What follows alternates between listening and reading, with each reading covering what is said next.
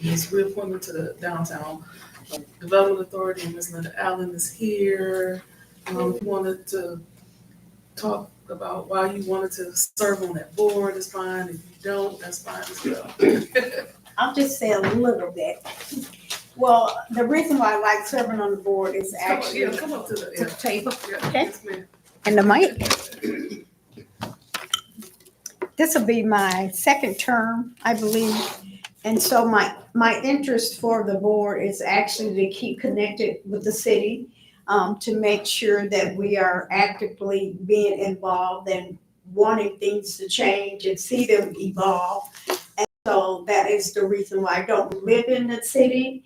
I live in a township, but I've always worked in the city. So my passion is to make sure that downtown Benton Harbor have all opportunities that we have across the bridge. So that is the reason why I would like to continue my position as treasurer for the board. I don't have any questions, but I definitely want to thank you for wanting to serve. Thank you for your service. Thank you. Move this one to the full commission. The next appointment is to the legislative committee. Ms. Shawanda Pettigrew. Come on. Which is this committee. This committee. Yeah.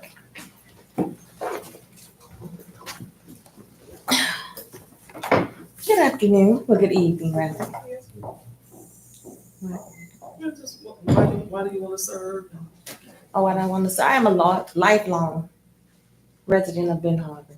And oftentimes, we can sit from the outside looking in and say what we should and we ought to do. But it's a time to be called into action to support forward movement, in which I see that the city is making forward movement. And so I feel it needs to be supported as much as possible, and I would like to do that. Have you ever served in the capacity of a board member or? No. Okay, all right, so it's experience for you and stuff as well. All right, to learn about the community.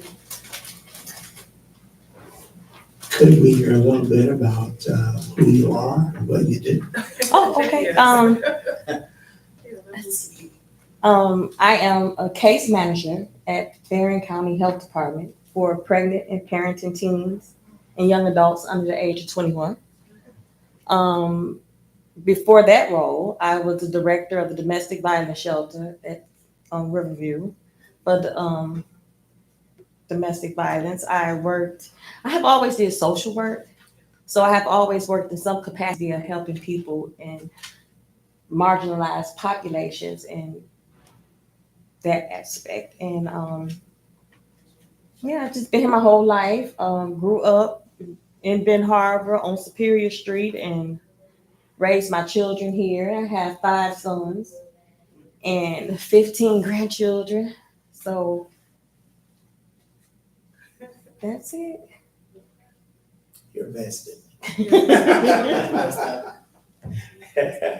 With that many kids and grandkids, you're vested. Yes. I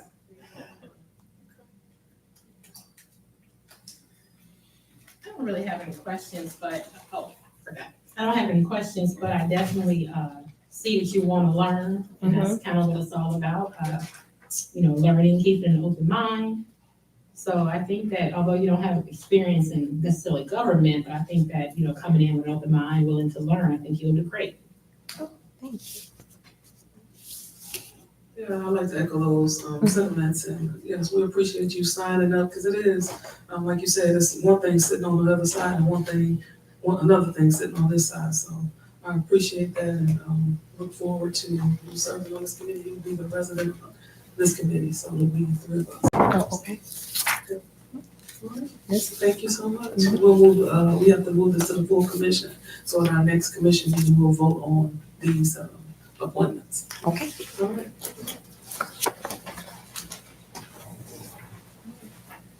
The next item on the agenda is new business, the approval of the disallowance of carrying weapons in our city, City of Benton Harbor buildings, facilities, and grounds. Do you have that ordinance, or was it the public safety?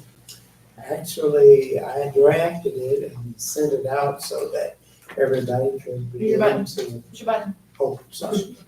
I drafted it and sent it out so that everyone could review it and begin to give input if they felt or thought anything needed to be added or was problematic or whatever.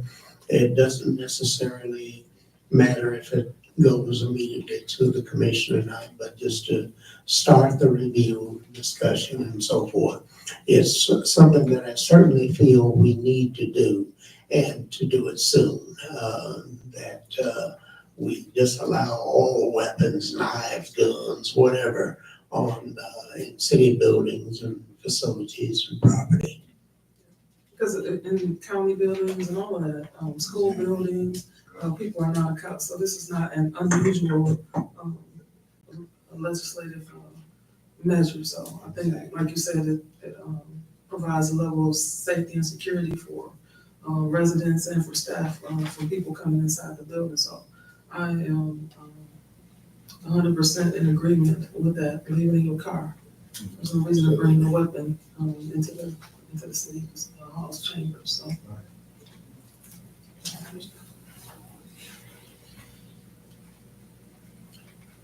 So from a concealed carry permit, we would just be pretty much looking at the honor system, correct? Because we wouldn't really have a way of telling if someone has a concealed carry permit if they're bringing their weapon, correct? You may and may not. Some of Push them your button. are large, some of them are large enough that they'll show. We could get to a situation where one day we might want to put screening devices and whatnot to do so. So how we enforce it would be up to us. Signage probably is gonna be necessary, because I know, like, most places, it'll have something listed, about Absolutely. bringing weapons and stuff in the building. Absolutely. Commissioner Henry? CW, the concealed weapons don't allow Right. you to come into a public place like this with a weapon. Right. So they know Right. not to do that.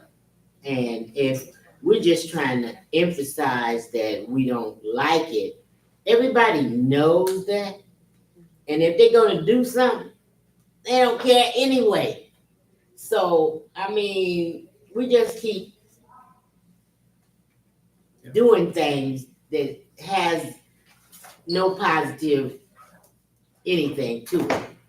So if we just tell people, no, you can't bring in your weapons in here. Well, at one time, we used to have a machine that you had to walk through. That didn't work out too well.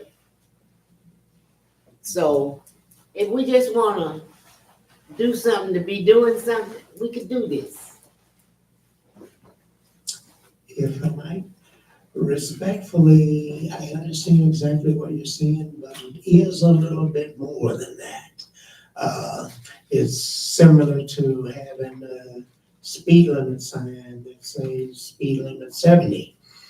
People go by it all day doing 80, but when they get caught, it's that sign and the action that was behind that sign that provides a power for enforcement. If you don't have anything, then you haven't broken any law because you don't know. Okay, I can understand that. If somebody presented a weapon, what, a pocket knife? What, a gun? What? And if they just presented it and they walked past the sign that said, no weapons allowed, then they're in trouble. Exactly, just like getting on a plane. When they say no weapons allowed, that's what they mean.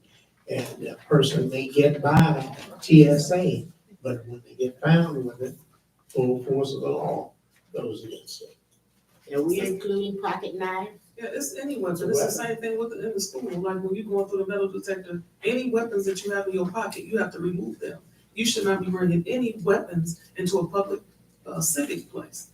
Schools, churches, even churches have the same kind of thing, so I don't think it's unusual, I don't think it's something that, is something that we need to implement, because people come into these buildings and you don't know what they have in their pockets. And so, like you said, if we don't have anything on the books, You can't enforce anything, and the hope is for agreement so that you don't have to do enforcement. Like schools, people know you can't bring a weapon into a school building because something will happen. So hopefully people will agree and say, hey, we won't do this. But if you don't have anything or they don't know, then, you know. How do we enforce it? How do we enforce it? By the first time someone is in the building and found to have a weapon, they get arrested and charged with violation. So if somebody shows you their weapon, but if I got a concealed weapon on me, how would you know?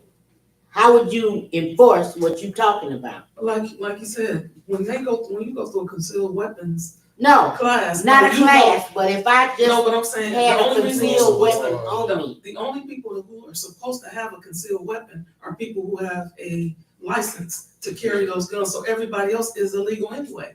Once you get inside your car with your gun and you don't have a permit, it's considered concealed. So if the police stop you with your weapon without a concealed weapons permit, you are violating the law. And people know that.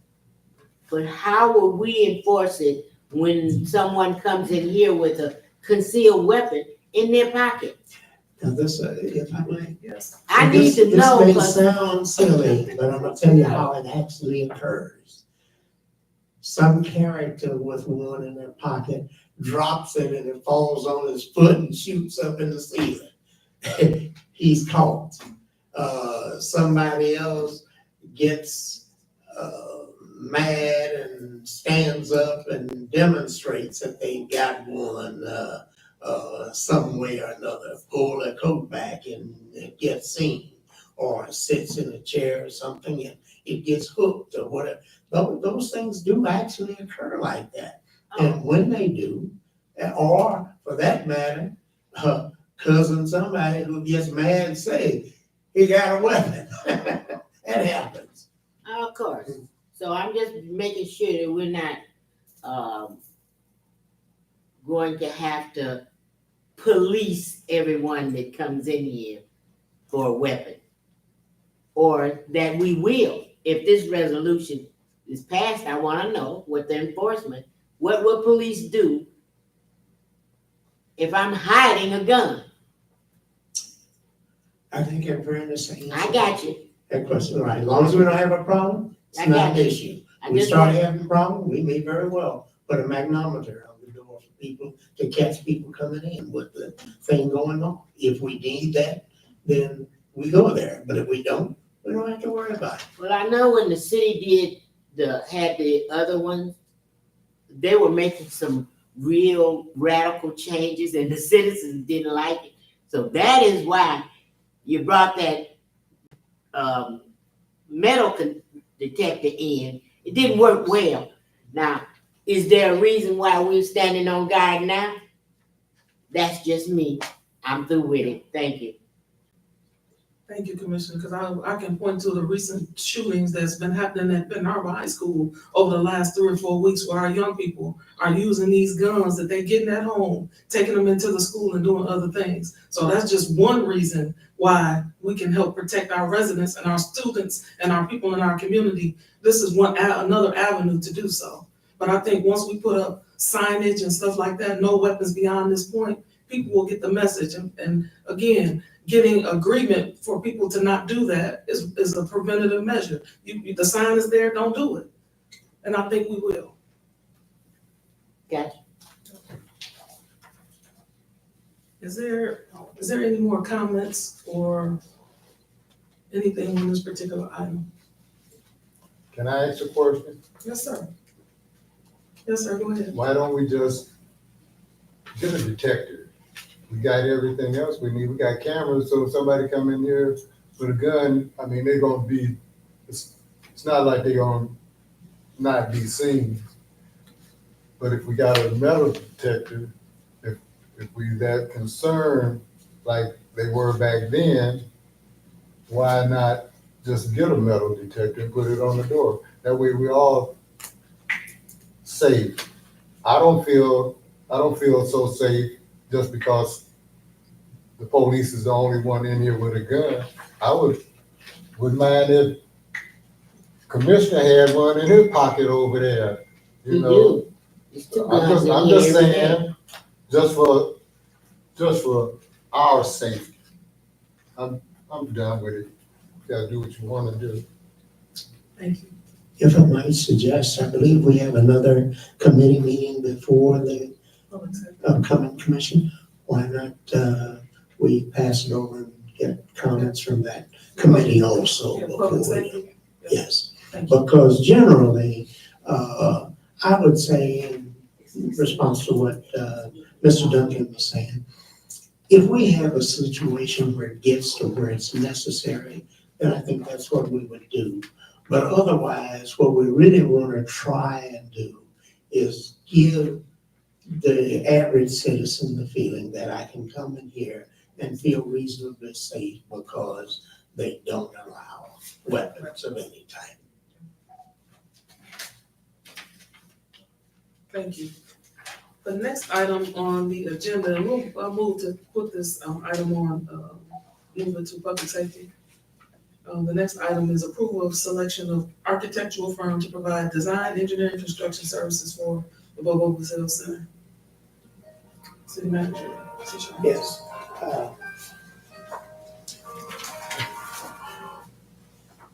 May I call you back?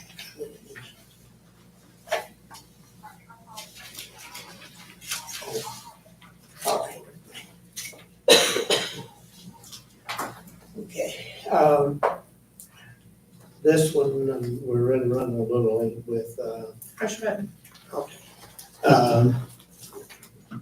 This is for implementation of the, Department of Labor Leo grant for 1 million that we received for, the Bobo Brazil Center.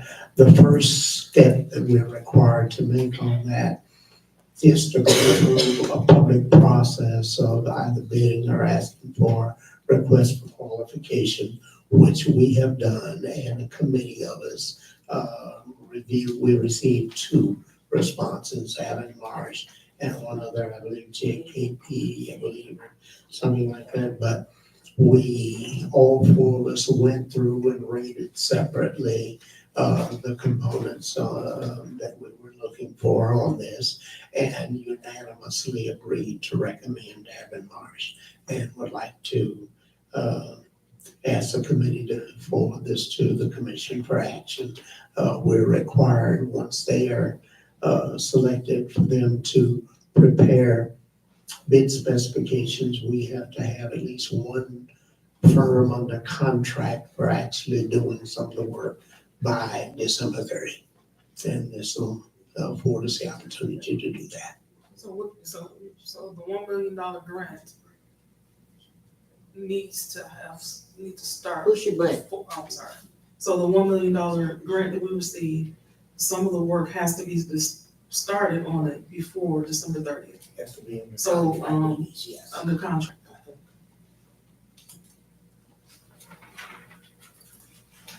So how much was the project, or that's still, is that, because they bid it out, so they looked at the building, I'm assuming, and they made a bid based on the work that needed to be done. So do you have a list of? They didn't actually, but they did send a proposal for what they're going to do, and I failed to attach it. But basically, that's what they're doing, is looking at the building, the work that has to be done, developing specifications to begin to address it. I specifically requested that the initial steps out of the first $1 million that we had should minimally stop infiltration into the building by repairing the roof where it's leaking, replacing the windows that have been broken, and windows period with insulated glass so it could hold down on the heating bill and so forth, and then go through cleaning up and all that kind of stuff. Because this is really, the whole $1 million is really just an initial step. We figure it's probably going to cost somewhere between 3.5 and 4 million to get it to where we really want to get it. And we'll be pursuing other funding to do the actual construction. So I was able to be on this committee and it was very thorough. There were about 7 categories that we looked at to compare both applicants. And as Mr. Little stated, Abbott March did have the higher score. And it just makes sense to, you know, work on the roof and do things that will prevent further damage right away. So I think it's a good call and definitely should be passed on. So it is gonna, so the initial demolition will cost the entire $1 million just based on, the roof, the windows, the installation, the cleaning, the first steps of that, and then there'll be an additional cost to finish it up, you said $3 to $4 million. And even those items may not take up the full amount. They'll continue to work with and set up processes for the contractors to do as much as we have. Because in each case, it's gonna depend on how much the bids come in for and what it costs. And when that's finished, there's money left, we go on to the next step until we've used it up. But we know there's gonna be a lot more that's gonna be needed in order to really get it done. I know at one point we had discussed insurances and matching grants and that kind of stuff for this particular project. Where is that standing? What does that look like? Unfortunately, insurance kind of spun out on us in terms of them paying anything because it went too long without being reported that there was damage and so forth. We are looking at and pursuing additional grants and resources to try to continue with the additional work that's needed. But that building is still covered under insurance though, correct? We have insurance on it now, but the problem that we've had in the past is that the Armory, 200 Paw Paw, number of these places, there was damage done that everybody knew about, but nobody filed a claim or did anything. And I got in there, I started looking at those and trying to file claims against these things, and they approved a claim to repair the roof that blew off out here at Union Park, but they denied the claim for Armory. They denied the claim for 200 Paw Paw, and I'm still fighting with them over the claim for the damage that was done to the basketball courts up there. So we got hands full, but our processes now are corrected to where if we have damage or anything like that, we're gonna report it immediately and have the insurance cover it. The other thing we're gonna also try to do is get some cameras in place on some of these facilities so that we can monitor and watch our resources and not have people damage them. So with the Armory, is that will you include something like that as, you know, in this project, maybe buy a camera or two or something to put in there once that work begins, so we're not working backwards? I've tried that and nobody wants to fund money for cameras. I've asked the police department because that may be one exception, that if they're able to pursue some of the law enforcement grants for it. But I've also identified some cameras that are not extremely costly, a couple of $100 each, that I'm going to try and acquire some just for our regular general fund resources. But it's worth it for us to take these steps in order to be able to stop the vandalism and damage to our facilities. Thank you. Is there any questions? Does anybody, Commissioner? I would like to know how much Abermarch is going to get paid for this first leg of this project. It's actually specified in the proposal. I think it's $154,000, I believe, is the amount. Is that just for this first leg of it? That's for the first leg of it, this process that we're doing right now, yes. Now, can you kind of give me an understanding that I know that Abermarch is considered the, city's engineering firm. Now, can you explain to me how, they write the grants, work the grants, determine who gets the bid, and then money is constantly flowed into them for different things on the jobs. Now, can you kind of let me have an understanding of that? Because Yes, ma'am. They are a full-service architectural and engineering firm. They function, let me correct that. Jason Marcon, who's on their staff, functions as the engineer for the city for regular routine things that we don't get billed separately under a contract for. They also, being a full-service architectural and engineering firm, are able to bid on jobs and so forth that come in. Likewise, certain things, as you mentioned, that they might assist us in developing the grant for or whatever. Some of those they don't bid on, but they may perform a service of monitoring the performance and that kind of thing. They do things for us as a part of that engineering role that we don't have staff to do internally for ourselves. But they're just like in the case of this particular grant. Now, they assisted in the development of the application to comply with the requirements that the state has. But they were not able to just be assigned the work. They had to compete for it. And they did so in response to a published request for qualification. They submitted a complete full packet, just as the other firm did. Both firms had experience in doing these kinds of projects and so forth.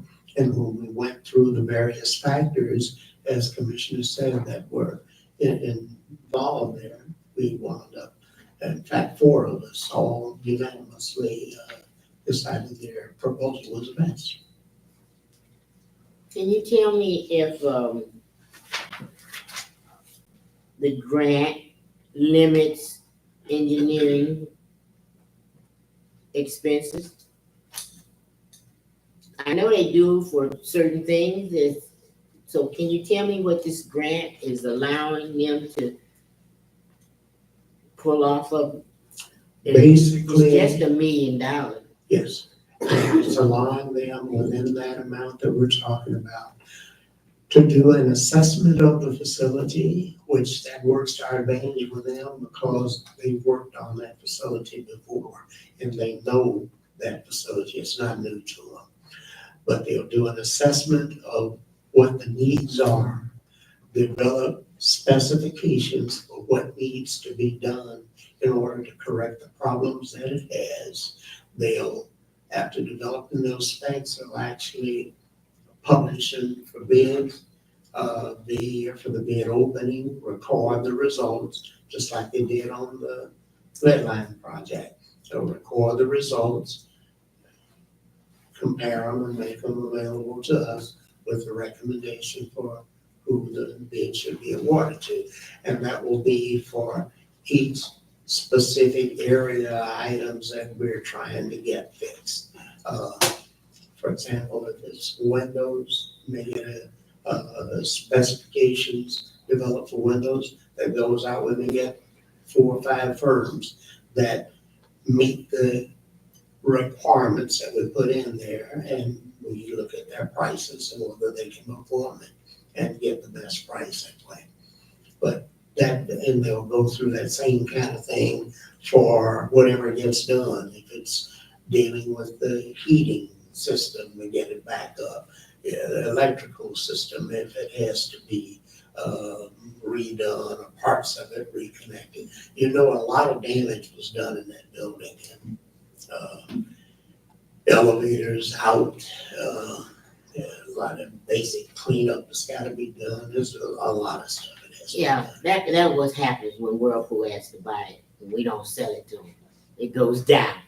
So I'm glad that we got on board, but I still need to know if there's a limit to the engineering monies that coming out of this grant. Matter of fact, can you send us the award letter? Yes. And I'll be very then I'll glad be to do able to distinguish what it actually said. I'll be very glad to do that. And while I'm mentioning sending things, I just sent out your section 3 information this afternoon. Oh my God. Thank you, God. Are there any more questions about this particular item? Well, I suggest that we move this one forward, city clerk, to the full commission at our next meeting. Next item on our agenda is the MLK proclamation declaring MLK Unity Day in the city of Benton Harbor. Commissioner Isom, How you doing, Honorable Chair and Co-Chair? Here we have today is Mac and Sharon Brown of the Unified Monument Project. I'm sure you're aware of that, what's going on in the Pete Mitchell Park. And today they're here to ask the city to make a proclamation declaring November 19th as MLK Unity Day in the city of Benton Harbor. And I'll let them present their vision. Good evening, everyone. Y'all know I'm trying. It's good to be back. And I really would like to participate more every time I come here. It just kind of gets me going in terms of being a citizen and working in the city of Benton Harbor. And this is a huge, big part of all of that. And I know I miss out a lot by not coming here. At the same time, the busyness of the monuments going on 4 years now, believe it or not. Plus even, I hate to keep counting because that means I'm older. And so, it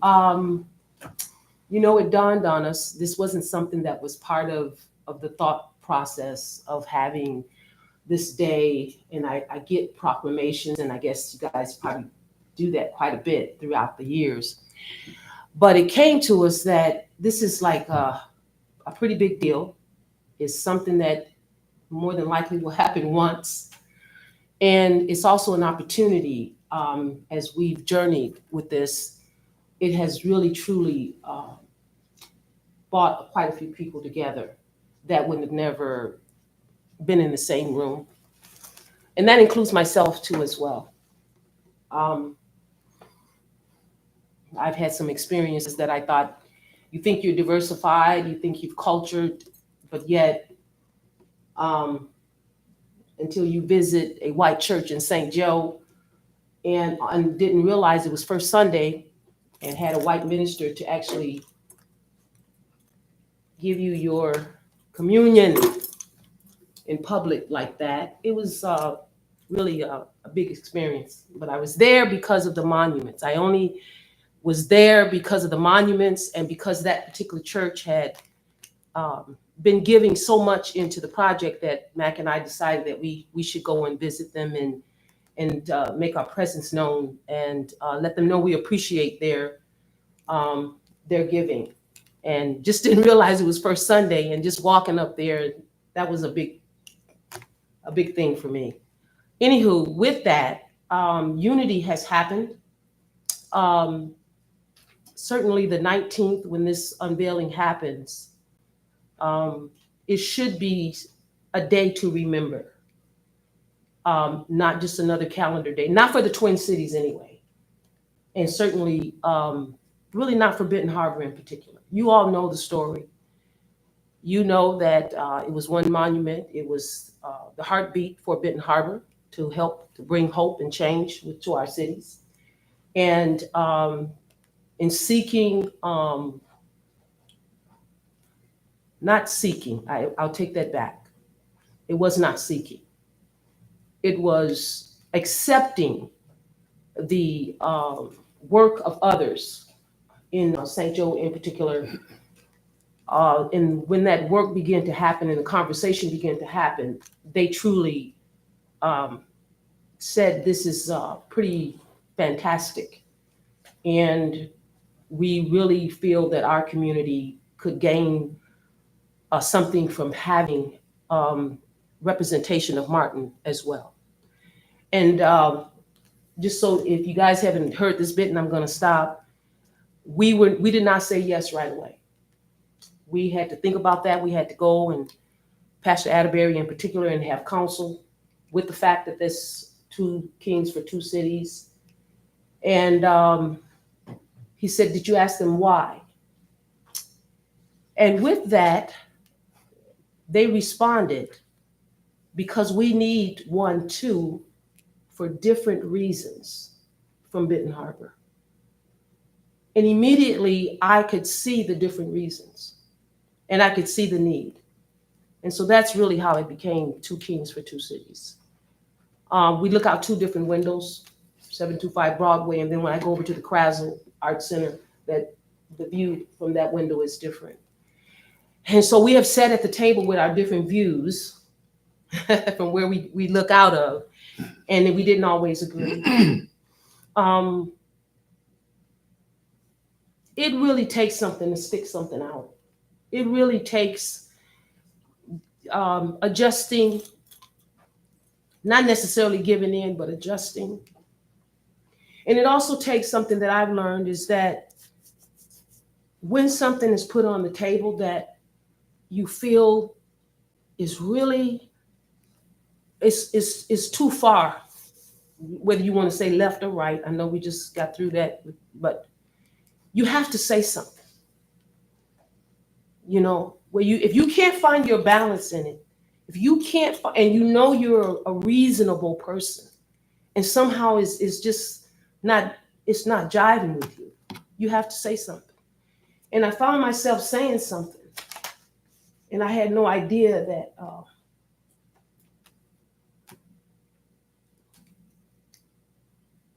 that there was a wrong getting ready to happen.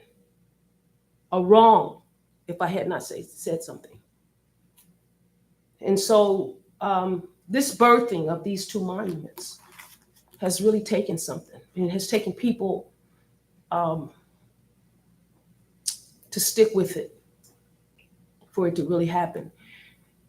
And why do you stick with it? Why do you stick with it? Why do you keep going back? Why do you giving up your time, especially when there's no salary involved? You do it because of the people. The lives of the people have such a high value on them, regardless to what is going on that we don't like, things that we don't like. We don't want that for our cities, but that doesn't mean the lives are any less valuable. Each and every baby, boy and girl, man and woman, senior citizen is of high value. And anything that we can do to add to the quality of their life, I believe that's a big part of why we're here, is to add quality to each other's lives. And so November 19th should be a day when you say MLK Unity Day. It should be a time for us to search ourselves, not just as the Twin Cities, but I'm talking about even in your own home, whether it's your home or the schoolhouse. Is that, are we representing the spirit of MLK in the way we treat each other and how we speak and where we spend our time and where we put our money. I found that out too. That if you say you want well for others, you'll put your money there. And so I hope that you all can see the value of what that's going to do for the two cities. And in particularly, I still hold a banner for Benton Harbor, to have that day always remembered, and that the story can be told over and over again on how it happened. Thank you. Yes. It goes without saying that each and every day that man exists, history is being made all over this entire earth. And sometimes the bulk of what really should be captured by history and historians goes unheralded. They slip through the historical cracks, what someone achieved, what they did, goes unnoticed. And the hoopla is captured and placed in our history books. Sometimes it's fluffed up and not necessarily founded on entire truth. There are over 35 twin city configurations in this country, and never before in the history of America's existence has anything like this ever taken place. It is a monumental historical achievement. Sharon and I, we do not seek any kind of recognition. It is, in fact, for the people, because this is our hometown, born and raised, bred. And when we came back here after leaving here for over 40 years, our heart was troubled by the fact that there was absolutely nothing in this community to reflect not only the population of the community, but simply to inspire young people and old that still exist and make this place their home. This historical event should by all means be remembered, not for us. I can fall into the background. I don't need to be recognized. Just being 6'6" gives me enough recognition that I can handle with. But there are people in this community, even now, this morning, they do not know that these monuments are going up. Why is that? Why is that? So having this proclamation will seal and cement what took place over a 4-year period. Hopefully, in the minds of some, a question would be raised. How did this happen? When did it happen? And that proclamation day could very well serve to be a reminder to those who, to this day, do not know. They can find out and learn about what actually took place to place these monuments in these two communities. We have a familial appellation tied to these two communities of twin cities. But from a justice point of view, it's time they started acting like family and not just two communities connected by a bridge.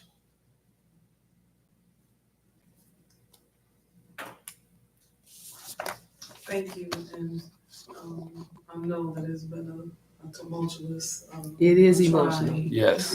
Sorry to unload. Many years, and I can say many of my constituents really appreciate the work, the time, the blood, the sweat, the tears that have gone into your love for our community. I really appreciate it. Looking so forward to doing this, and this will go before our full commission, and will be presented at our next commission meeting for a vote. And I'm sure that it'll pass with flying colors, and we'll help make sure that everyone knows about this. And you should be recognized for the, this hard, one of a kind work of the heart, work that you guys have put blood, sweat, and tears in. And so you should be recognized for those things. Thank you. You guys, please keep us in your prayers. And y'all know that the MLK the 3rd is coming, right? So I move that we move this to the full commission for our next meeting. Is there any other questions or comments on this particular I commission? just want to say God bless the two of them. Thank you, sister. We got a little history Bless you. Oh, yeah. Yes, Oh, yeah. yes, It's a big deal. yes, it is. Before they got back here to Ben Harbor, I got a chance to spend a couple of weeks with them. A lot of folks don't know that, that you Came spend some there and time. spent, Can you believe that? yes, but it was wonderful just knowing them. That was So I wish them the best in every way. Cause truly, Dr. Martin Luther King deserves to be recognized, especially among the Ben Harbor being predominantly Black, and knowing the history of what he was about, and for us to carry on and let us know, let his family and anyone else know he's not forgotten. Thank you both. You know, Miss Emma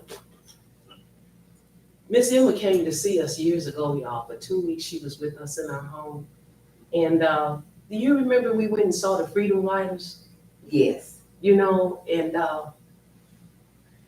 that's in California, that's in LA, right? yes, And yet, we should have something like that to enjoy here in our own city. We shouldn't have to go to California, right? that's right. To see the Freedom Riders. Mr. Duncan, you had your hand up. Yes. I wanted to thank them as well for all the effort and energy that they put into their project. I think one day is not enough. I think we ought to take a month. Our Black men are one way or the other. And he enlightened a lot of people to what was really going on. A lot of people tried to act like they didn't know or didn't care and all of that. But the man actually did care. And he deserved more than a damn statue too. So in remembrance of him, more than one day, and I'm gonna ask before you shut this meeting down, Ms. Chair, if you could, you start the meeting 5 minutes after the time it's supposed to start. And this meeting, really, these meetings start whenever you want to. We went a half an hour waiting on somebody to come. But for you to have a meeting, and I'm just hoping it don't happen again. I'm not really on nobody's case about it, but 5 minutes after the time you open, you had this lady, I don't know her name, I want to know, and I like to know what she's running for and all of that. The process is kind of out of whack.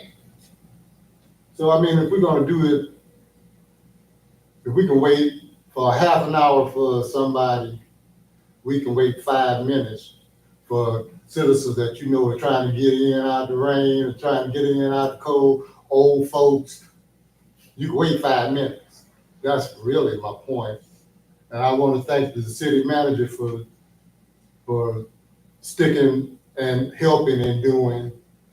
And I really like to thank you citizens, you commissioners, because you can come together with 9 when it's time to do something for somebody else. And I would love to see the day where you get 9 people who come together and do something for the citizens of Benton Harbor. Thanks for the time and the energy. Thank you for your comments, Mr. Duncan. I normally try not to comment on a lot of things, but I also want to give thanks to you for what you've done in putting this monument here. I have a prayer that goes with it, and that is that as my young people look at the statue and go by it, if one or two gets enough curiosity to go back and research and learn what it's all about and what it means, it will be continually doing good for us, because I was like 21 years old laying on the sidewalk in Jefferson Avenue and near Jefferson Bank when the police wagons were coming to pick us all up. Bill Clay, who was a representative at one point, was then senator later, was out there, got arrested along with all the rest of us. Was young enough that I was still trying to figure it all out. But recently, I have observed so many of our younger people who respond to some of the things when they're talked about. Oh, that's old timey. That doesn't mean anything. That's not any. We're past that. Every other group in the world teaches, lest we forget, so that you don't repeat things that have happened, so you don't have to go back and have your children or your children's children experience problems that your group went through earlier. But for some reason, we come up short in that regard. A lot of our kids don't relate to our past, and our past is not that long ago. It's not that long ago, and it can very easily happen again, very easily. But I don't think so. I mean, just What as happened today? just Not as today. recent as a few Happened weeks today. ago, I was in Henry's and the young man was talking about voting and who was going to vote for him, was very vociferous about, oh, nobody did anything for me. I got a check. And I'm thinking to myself, my God, does he realize that probably the very job he has comes as a result of funding and so That's forth right. that's coming through the system right That's right. now? The streets that are getting fixed, the water lines that are getting repaired, all of this is the result of what's going on in the current administration. That's a heck of a lot, worth a lot more than one or two checks with somebody's name on it that wants to make you think they did something big for you. Huh. You know? Huh? We are missing the boat. Our young people have got to go back and read and understand what went on. And not 2 or 3 lifetimes ago, I lived through it. Yeah. I lived through it. Madam Okay. Chair, I'm gonna let her talk about it and then. So one of the things that Mr. Little had brought up, and it's a good point, we can't depend on the schools to teach our youth about our history. Good luck. So having the statue is a reminder to the community that we have to come together and make sure our youth know our history. We definitely can't depend on anybody else to teach them. one last thing I had to say before I leave. We asked for a newsletter so our citizens could know everything what was going on. We did everything else but, I'm sure we did some things, but it's not enough. I'm gonna ask while I got you guys here, would you guys help sponsor a newsletter, help the city manager or the commissioners come up with a newsletter for the citizens where our voices can be not only heard, but could get information, like vital information, like how Malcolm X and Martin Luther King got together and how they really got together at the end of his lifestyle, at the end of his life. We need to know things, but if we keep stepping on each other's leg, the kids won't ever know anything. If you guys will help talk to these guys while you have their ear, because they don't really have the citizens' ear for real.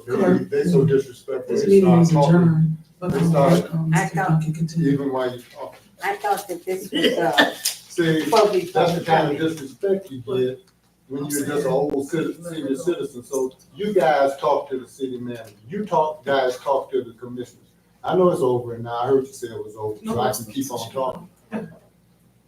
But if- Help us, help ourselves. That's what We spoke of it. that's what the newsletter was all about. And I still, before you close, I still would like to know, like I asked, who is this lady and what was she running for? So this is Ms. Shawanda Pettigrew. She will be joining the legislative committee at our next meeting for the following month. So she's a new citizens representative that'll be joining my committee, Great. Thank you. starting next month. And you did, down here, the reason I didn't ask my question, because you're speaking on these other issues. I needed to ask a question in public comment. And my question is, did Mr. Little ever address or get any, traction on this lady's, roof that she was saying had a gap in it? Because the heat will go out of her house with that gap that she has in her roof. Did you ever find and get that taken care of? I did, and I sent to each one of you commissioners, like the next day or so after that meeting, a 2.5 page listing of every step, every meeting, when we sent the contractors back out, what they did, when we sent our city inspector out, when we, and what the final conclusion was on that. Just to summarize very briefly, the lady had a roof that did not have vents in the roof and so forth. The contractors, when they redid that roof, put vents in the roof. And the little openings that you're talking about on the side that were left are part of the ventilation system. If they close it up, it voids the warranty on the roof itself. And that creates problems. It can develop mold and